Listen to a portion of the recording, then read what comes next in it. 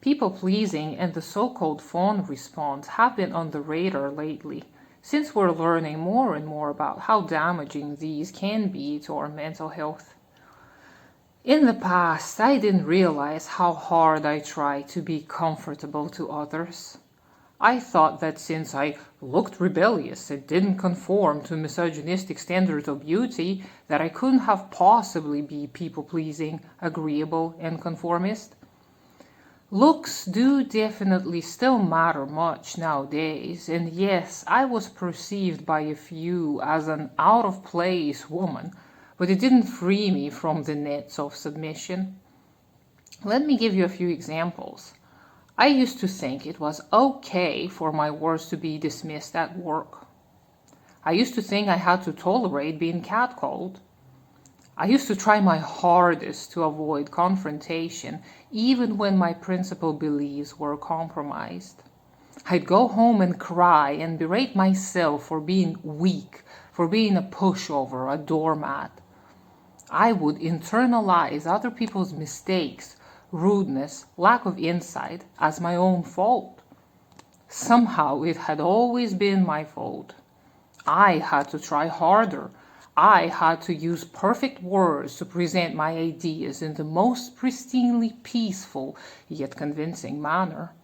I had to be more careful to avoid my choices being questioned. I had to demonstrate that I deserved respect. I had to continuously undermine my own core values in order to accommodate other people's preferences, to always play the devil's advocate. If you are in this place right now, let me tell you this. You do not have to be comfortable to others. You do not have to bend yourself over backwards for people not to get upset. You do not always have to uplift others.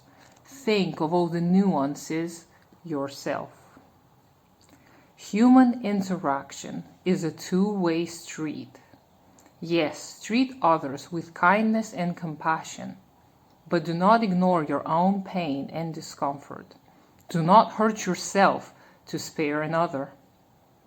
You are just as worthy of compassion and space as they are. Stop apologizing for your existence. Come with an open mind and expect others to do the same. And if they don't, that's on them. You do not have to be a pinnacle of gracious goodness who guides others out of darkness. You are human. You have dignity by default.